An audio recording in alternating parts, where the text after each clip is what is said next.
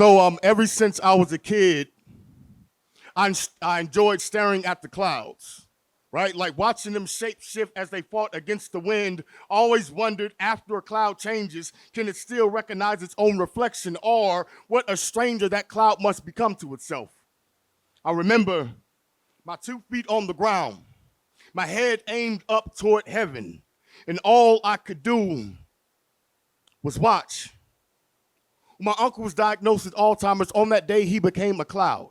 His thoughts and memories right, fighting against the gust of wind. Have you ever seen a man try to Rubik's Cube together his own reality or wrestle his memories into submission? He tell me stories about the cloud he used to be for the 100th time, y'all, and I would listen.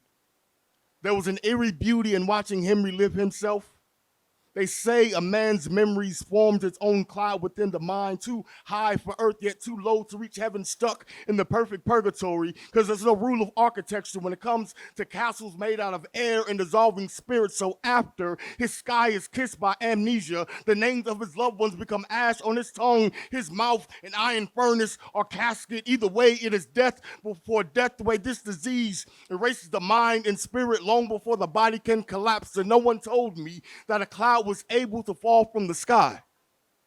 But apparently, when the moisture gets too heavy for the body, a cloud would bleed itself out into raindrops. Maybe that's why they taste like tears. Maybe that's why he became the perfect storm, thunder roaring from his mouth, lightning strikes as his fist punches the wall, because his wedding ring is now a reminder of a marriage he can no longer remember. I remember at his wife's funeral, he thought he was dressing himself for the wedding day. Have you ever tried to explain the difference between the two?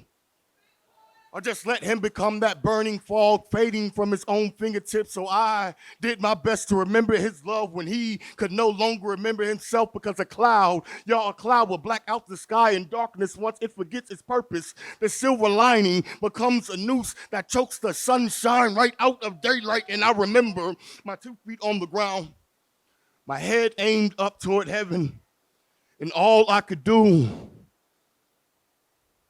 was watch.